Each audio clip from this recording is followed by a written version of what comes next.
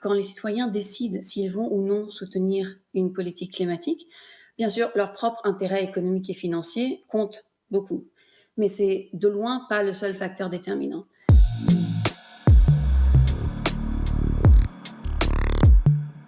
Un deuxième élément très clé est qu'une politique est d'autant plus populaire euh, qu'elle apparaît plus juste et équitable, c'est-à-dire elle doit être progressive, elle ne doit pas peser excessivement sur les ménages plus modestes ou vulnérables. Et donc, par exemple, une taxe carbone qui n'est pas soutenue du tout parce qu'elle est considérée comme étant régressive est beaucoup plus soutenue dès lors qu'elle s'accompagne de mécanismes qui canalisent l'argent vers les ménages plus vulnérables ou plus modestes, ou alors vers les investissements verts. C'est-à-dire que les revenus ne sont pas remis dans le budget central du gouvernement, mais au contraire sont vraiment dédiés aux causes environnementales.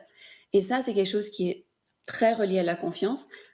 Beaucoup de citoyens ne font pas confiance, en quelque sorte, au gouvernement de dépenser l'argent de ces taxes environnementales de façon efficace. L'écologie aujourd'hui n'est pas un consensus, et ça il faut en être convaincu, ce qui, selon moi, et là plutôt à titre personnel, n'est pas nécessairement un problème. Si l'écologie est bien une question politique, historiquement, les avancées politiques, les changements politiques ne se sont pas faits de manière consensuelle. Donc pourquoi pour l'écologie ce serait différent? Donc ce n'est pas nécessairement un problème. Il y avait une montée en puissance ces dernières années de la perception de la crise, de l'ambition écologique. La réalité aujourd'hui, c'est que maintenant qu'on passe à l'étape du concret, à l'action, on arrive à une étape où l'écologie crée des clivages, n'est pas consensuelle.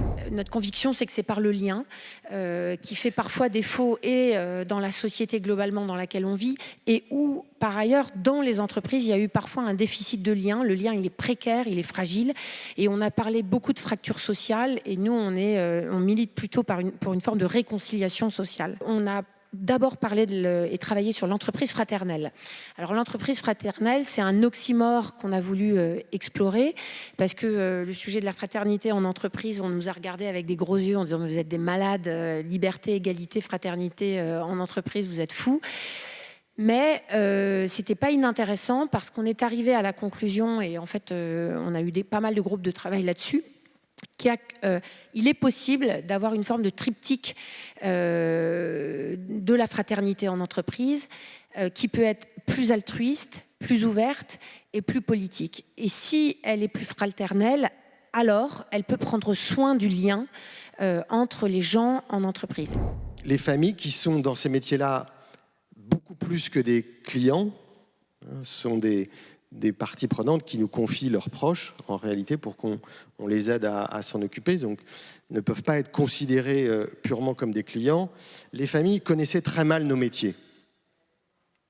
Elles connaissaient très mal nos métiers, elles connaissaient donc très mal notre professionnalisme, elles connaissaient très mal l'ampleur des investissements qu'on consent pour essayer de bien faire ces métiers. Et si elles si elles connaissent mal nos métiers, c'est de notre faute.